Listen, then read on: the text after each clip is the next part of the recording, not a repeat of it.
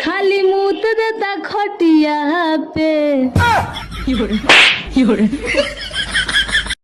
कि तोहके दिलवा में ऐसे अड़सा लेहनी हम हो, तोहके दिलवा में ऐसे अड़सा लेहनी हमसे पत्थरिया गुर्दा नारा सैया लइका निया नसूत जाला कोरा में हग दिला बोरा में ना।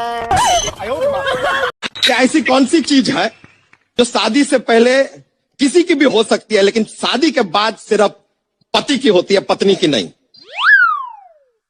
क्या गलती यार।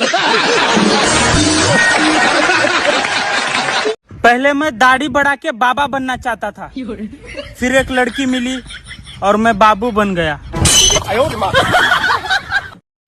हे करे जा, तू एक बार पट जा, तारा के खूब महंगा महंगा सोना के हार देम।